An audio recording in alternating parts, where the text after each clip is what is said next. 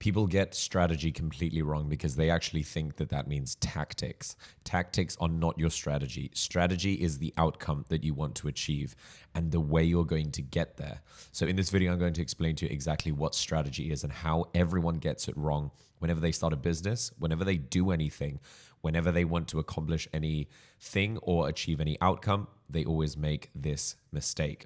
They always misplace the word strategy for tactics that they're going to use in order to implement the strategy.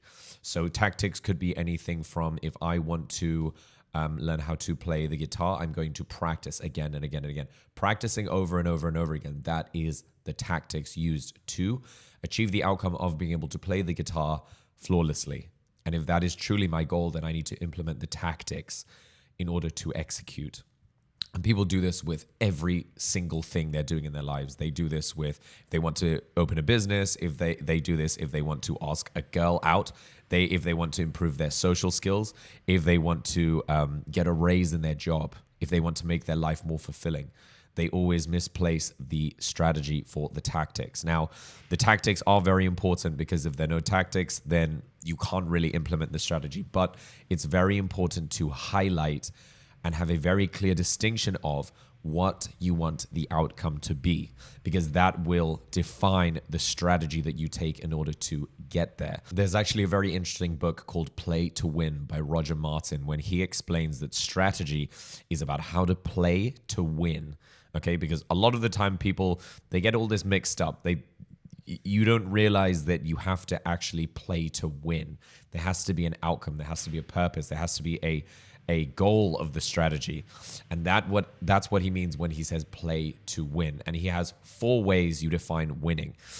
So first one is you have to define your aspirations of whatever it is that you're doing. The strategy's aspirations, meaning you have to identify what the strategy wants to achieve, or the outcome, the goal that it wants to achieve. And once you have defined that, then you can learn, or you can see, where is the playing field that you are playing in. So you have to define the location. Where are you going to be playing? If you are going to be in the industry of, let's say, a shoe brand, you have to position yourself as the shoe brand with the desired outcome or the goals that you define. And once you design this, where will we be playing? You can then ask yourself, how will we win in this industry? So once you've identified, if we are a shoe business and we're going to be playing in the industry of sustainability, how are you going to win? How are you going to be different? How are you going to increase sales? How are you going to stand out from all the other shoe brands that are calling themselves sustainable? And you have to write this down and say exactly, how are you going to win in this space? And then the last one, once you've identified those first 3, the aspirations of the goal, the second one is where you will be playing. The third one is how will you win?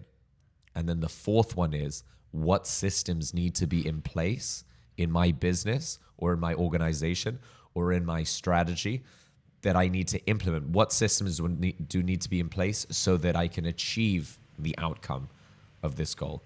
And so a lot of the time, let's say if you want to become an entrepreneur, okay, you can say this about content creation.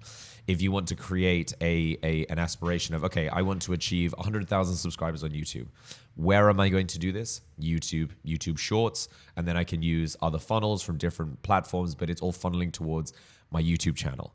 Okay, then if I ask myself, okay, how will I win? How will I stand out in this given industry or whatever it is I'm talking about? If I'm talking about self-help, if I'm talking about fitness, if my videos are about entertainment, if they're about medicine, if they're about whatever, how am I going to stand out from the other influencers or other people making videos or the content that's out there? How am I going to stand out?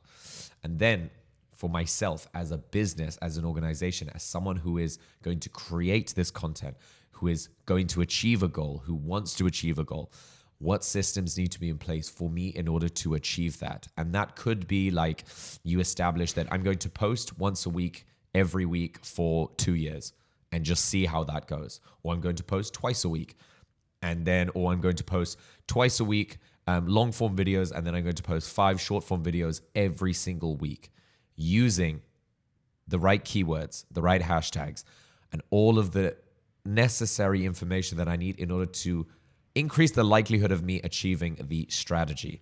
But that is ultimately what has to go into the last part. The last part is the creating the system of how you are going to achieve said goal.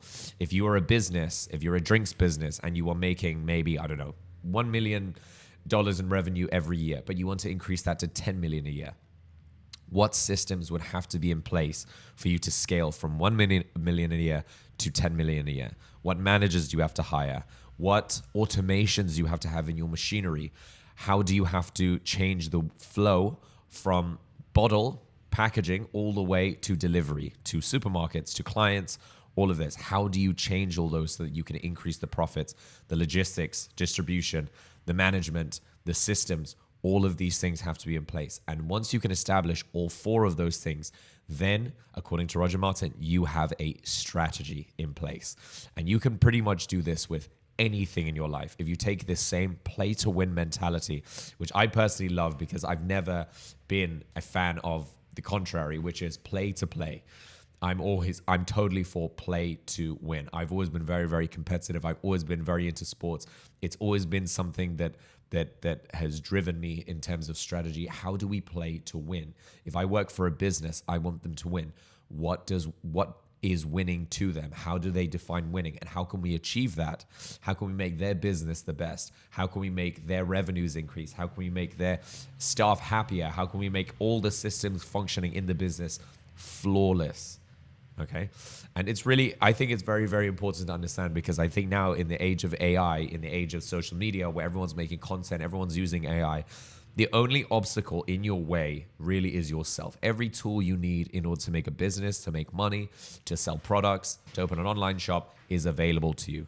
Okay. It's never been more available than it is right now. It's also never even been easier to code a software that will do all this for you than it has right now. Why? Because we have AI. And so the only obstacle in your way really is you. But if you don't know where to start, you might want to first start implementing a strategy. What would increase the likelihood, or what would increase your capacity to succeed? And once you've established, okay, I'm here right now, I'm in this situation in my life, I want to change it, I want to do something different. How am I going to get there? Okay, create a strategy, create a plan to win, create a plan to create a system. And once you have a system, then you just have to follow it. Then you just have to follow it. And if you can't follow it, then again, look to yourself, get yourself out of your own way. You have to really, it's never, ever, ever been easier. If you can master social media, it's so easy to create anything you want, connect with people, which is ultimately what building a business is all about, is connecting with people, building trust. Why should people trust you? Why should people buy from you? Do you have a winning strategy in place that is going to get them to support your business, that is going to make sense for them to buy from you, that's going to trade their money for value that you're providing? And how do we do this? How do we play to win?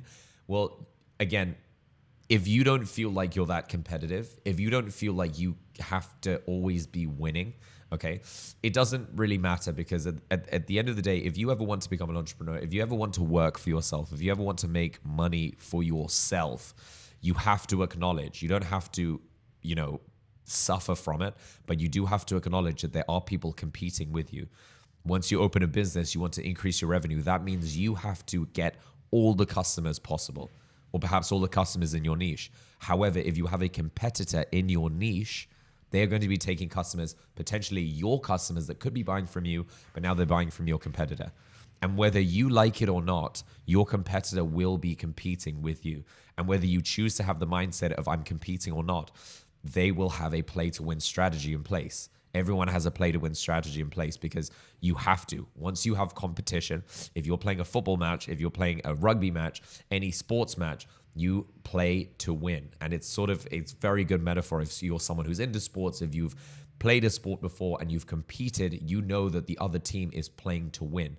They're not playing to draw. They're not playing to lose. They're playing to win. They're playing to score more goals than you. In rugby, they're playing to score more tries than you. In cricket, they're meant to score more runs than you. They're playing for that. And so in business, you shouldn't believe that people are just playing to play for the sake of playing, because they are spending money in order to make money. And if they're spending money and you're taking their customers, they're spending money and they're losing money. So they are trying to spend money to take your customers so that they're spending money to make money. And that is obviously the strategy everyone has to go into business knowing. Same thing with content creation. It's you're not really competing with anyone, but you do have to compete with the fact that if you don't do the thing that you say you wanted to do, if you wanted to create content, if you wanted to be a success on social media, you have to understand that you're letting people get miles and miles ahead of you. Whether you're okay with that or not, it's really up to you. But people are doing that. People do want to improve their situation in life. People do want to gain attention so that they can sell products, that they can have more opportunities, they can connect with more people, and then they can scale their own personal brands. And you can either compete, or you can either have a play to win strategy, or you will get drowned out in the ocean of content. You will get drowned out in the noise of business, in the noise of the advertising and marketing world. You have to play to win. And really, so much of the strategy that you're implementing is actually for your own self-development. It's not really about the destination that you're trying to get to. It's about the journey that you take. If you set a goal for, I want to go from here to here in 1 year, okay, that's great. After 1 year, you might or might not have achieved it. Whether you do or don't, it doesn't really matter, because you will have fallen off the path. The path towards something bigger, greater is that if you stay on that path, or if you make the strategy about staying on the path for the rest of your life, you will achieve way more than the person who just set that goal for a year or 6 months or 6 years. You know, don't put a time limit on success. Don't put a time limit on your play to win strategy. You're looking for long-term success, whether that's surviving the rapid, fast business world that you need to spend money, make money, whether that's just trying to develop yourself, whether that's trying to make your relationships work, build trust, build communities, all these different things. You have to play to win. Don't just play to play, because there's someone competing with you.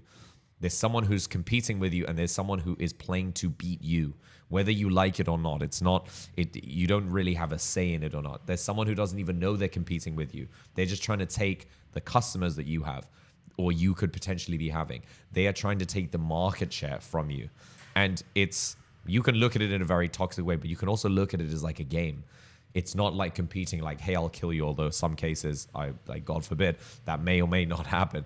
But they are playing to play this game with you, the game of winning, the game of beating your competition and gaining market share, the competition of getting attention on their personal brand, the goal of selling digital products, books, courses, and winning in the game of life, where you can increase your capacity, increase your abundance, and you can too if you learn how to play to win. If you carry the mentality of playing to win, which require the 4 things. Don't forget the 4 things. Your aspirations, the aspirations of the strategy. Where will you play in this strategy? Ask yourself, how will you win with this strategy? How will you win in the competition, in the playing field that you've selected? What systems need to be in place? Systematize your life and you will win. You won't be playing to play, you will be playing to win. I love that saying because it so resonates with what I believe. You have to play to win. I have been a coach for the last 10 years, and so many people that have come to me and asked for advice as to how do I do this and how do I do that in terms of fitness, in terms of just life improvement, wellness. One of the things I would always love to tell them is when you desire an outcome, put a strategy in place. It's not about achieving the thing that you want to achieve in X amount of time or in a rapid session in a super quick amount of time. It's about staying on the path towards wholesomeness. Things that keep you healthy constantly. Develop strategies for, okay, I don't like eating carrots and broccoli every single day, although having carrots and broccoli is very, very good for me.